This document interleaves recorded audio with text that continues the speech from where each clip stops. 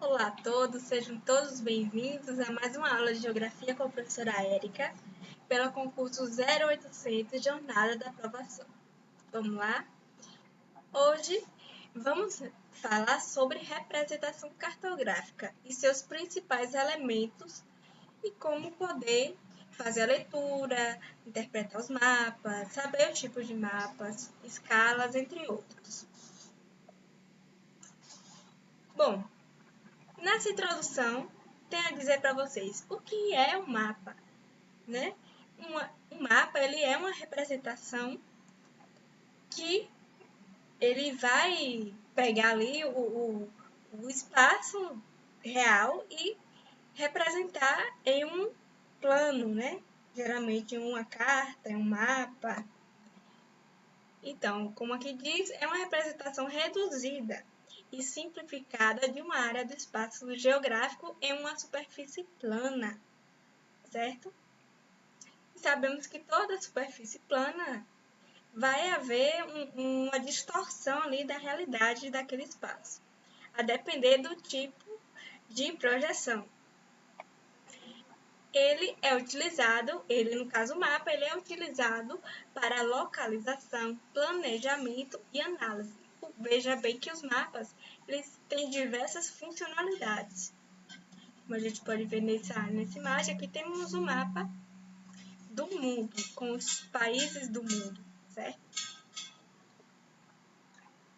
Bem, outra coisa importante dos mapas são os elementos. O que são esses elementos? Exemplo do título, que vai identificar o tema ou a área representada. A escala, também é um elemento muito importante, que vai fazer essa relação de indicar a relação entre a distância no mapa e a distância real. A escala ela pode ser numérica ou gráfica, né? Temos aqui uma imagem de um mapa, onde a gente pode identificar, logo aqui, o título, né? Aqui está América do Sul, político e rodoviário. Tem também a questão da escala, que eu vou apresentar para vocês posteriormente. E tem a questão da importância. Para que os mapas são feitos? Qual é a sua relevância, a sua importância, na verdade? Primeiro, que é de facilitar a compreensão espacial. Com o conhecimento do espaço, fica muito mais fácil tomar decisões. Auxiliar na tomada de decisões, como, por exemplo, em um projeto urbanístico, né? Logística, meio ambiente, questões de demografia, questões também ambientais, como clima, relevo, tipo de rio, e aí vai, né? Com o determinado tema que o mapa vai estar representando.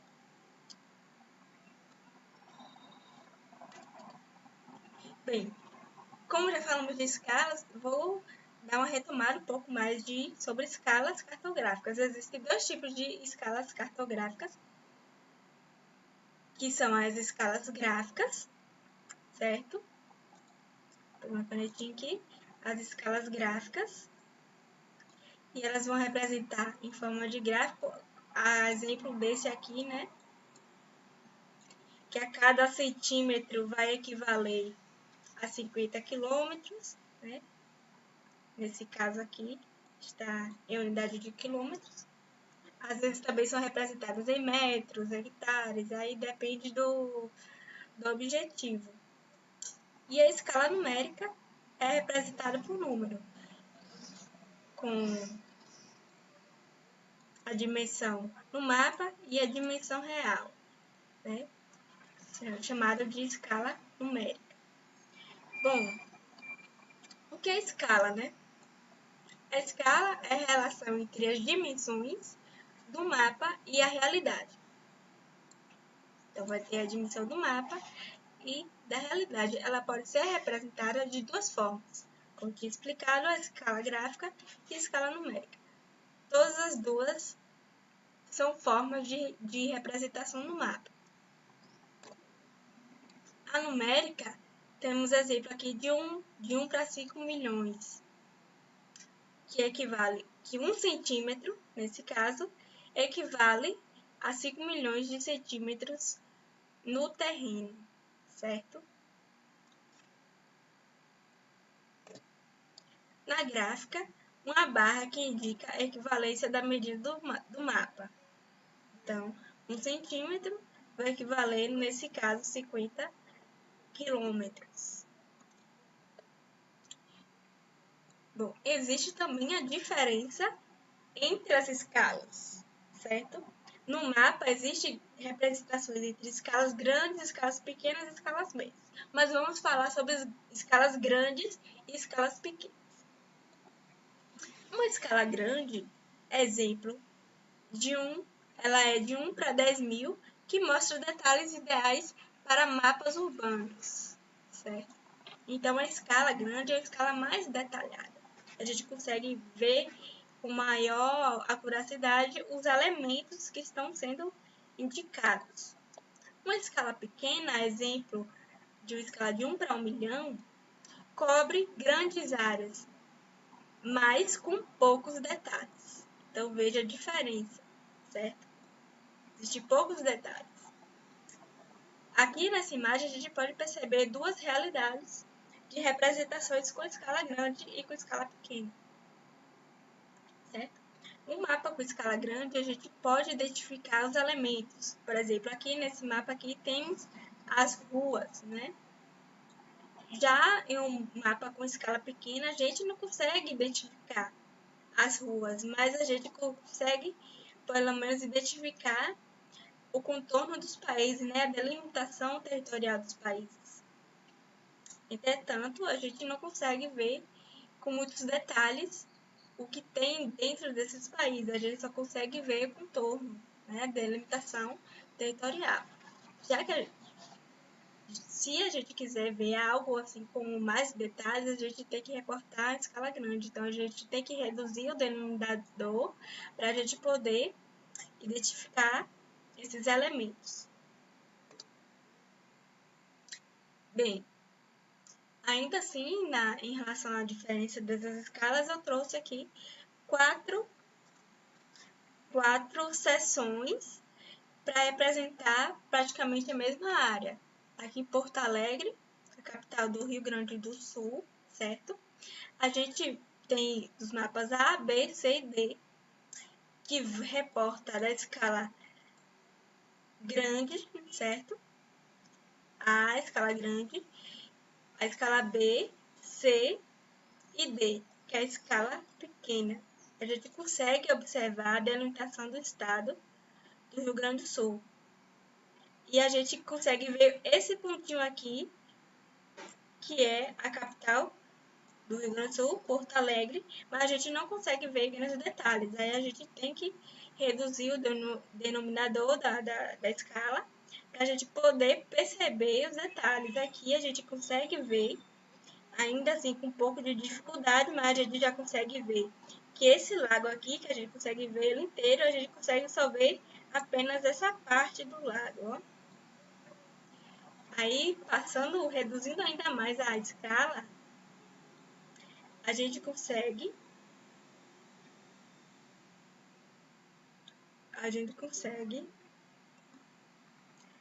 ver já onde fica o aeroporto. A gente consegue ver também algumas vias principais da capital Porto Alegre. Já nesse mapa aqui, que é o mapa de escala grande, a gente consegue ver mais detalhes. A gente consegue ver o aeroporto com mais detalhes, né? A gente consegue ver as principais rotas aqui do lago, né? Rotas marítimas, a gente consegue ver outros elementos que a gente não conseguiria ver nesse mapa aqui, letra D, que é o mapa de escala pequena, certo? Bom, outro elemento no mapa são as legendas. As legendas são exemplos, são símbolos que são identificados no mapa para poder fazer essa leitura, essa interpretação, tá? Um exemplo, uma linha azul para rios e uma linha preta para estradas. Nesse mapa aqui, a gente pode perceber com maior clareza a questão dessa representatividade feita pelas escalas. Temos aqui o plano sério dos continentes, cada continente é estabelecido por uma cor. Temos a África com marrom na legenda, certo? A Antártica com azul, a Ásia com verde, tá? A Oceania em bege, a Europa em roxo e a América em vermelho, certo? Então, essa é a importância da legenda, para a gente poder interpretar com base nos elementos gráficos. Os elementos que estão representados, a gente pode saber identificar o que é que eles significam. Temos aqui também, ó, nesse mesmo mapa, uma escala gráfica, certo? Que ele vai indicar aí quanto representa 1 centímetro no mapa e quanto representa no espaço real, né? Então, veja aí a importância também das escalas, né? Bom, outro ponto importante para fazer a leitura mais rebuscada desses mapas são as convenções cartográficas. E para que servem essas convenções cartográficas? Eles são símbolos, cores e padrões para facilitar a leitura universal. Então, eles estão aqui para facilitar essa leitura. E essas convenções cartográficas justamente estão nas legendas. Então, temos aqui, por exemplo, o símbolo do avião para indicar que naquela área tem um aeroporto, um navio para indicar que em determinado lugar tem porto, a indústria, estação de trem, túnel, linhas de alta tensão, ferrovia, posto de combustível, gasoduto, ponte, capital, né? Estado, geralmente representado por essa bola preta com contorno. Temos cidades com mais de 50 mil habitantes, cidades entre 10 mil e 50 mil habitantes, é dessa forma. A vila já é dessa forma. Né? Temos várias representações. Uma praia, né? Geralmente pode ser representada por essa cor, uma área urbana representada por essa cor vermelha, campos em verde, pastagem amarelo, floresta em verde mais intenso, os lagos ou corpos d'água são representados geralmente pela cor azul, e entre outros elementos que têm os símbolos que são representados na legenda para facilitar mesmo essa leitura dos mapas. Tá? Os exemplos aqui: verde para áreas florestais, azul para corpos d'água e marrom para curvas de nível, que são aquelas linhas que indicam as altitudes. Bom, outra questão imprescindível dos mapas são a leitura dos mapas. Então, eu trouxe aqui como ler o mapa. Primeiro de tudo, identificar o título para saber o tema. Temos essa imagem que tem um tema específico. Esse mapa traz um tema específico. E qual é o título? Urbanização, em 2010. Então, esse mapa ele representa a urbanização do país Brasil no ano de 2010. O segundo passo é consultar a legenda para compreender esses símbolos. Então, aqui, esses símbolos em escala degradê vai indicar a população urbana e a população total. Então, a gente pode saber interpretar aqui os espaços onde há mais ou menos população. Verificar a escala para entender proporções, que é a questão da escala gráfica. Aqui temos uma escala gráfica para entender essa proporção da representatividade do espaço, certo? Se é uma escala grande, se é uma escala pequena, então coisas assim podem alterar a interpretação dos dados. Analisar a orientação, que é a escala do norte, geralmente o norte está para cima, né? Geralmente é nessas representações. Bem, a leitura de mapas também tem a questão de tipos comuns de mapas, como mapas que mostram relevo. Isso tem em outra aula, que eu já dei sobre tipos comuns de mapas, mas vou fazer uma breve retomada. Existem mapas de relevo, rios, clima, enfim, uma variedade de mapas físicos que servem para fazer essa representação e leitura e análise dessas áreas. Mapas políticos, exemplos desse aqui, ó, planisfério político, que ele está representando todos os países do mundo em uma escala global. Mapas temáticos tratam de temas específicos, como população, clima, demografia, taxa de mortalidade, enfim, vários temas que podem ser representados em mapas temáticos. Bem, recapitulando a questão dos elementos do mapa, temos o título do mapa, certo? Temos a legenda, que é imprescindível, a projeção do mapa, a orientação, se é para norte, se é para sul, se é para leste, para oeste, a escala, que tem a questão da escala gráfica e numérica, e a proporção para a gente poder perceber se é uma escala grande, que vai ter mais detalhes, se é uma escala pequena, que vai ter menos detalhes, e assim por diante. Então, provoco vocês também a assistir essa aula, mas também buscar outros materiais para poder entender melhor essa questão da leitura dos mapas, da questão das escalas, das projeções. Então, temos aqui duas ferramentas que é de fácil acesso, que é o Google Earth, né?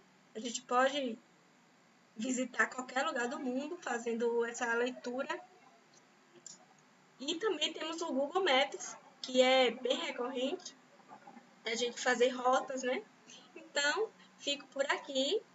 Até a próxima aula e vejo vocês logo mais.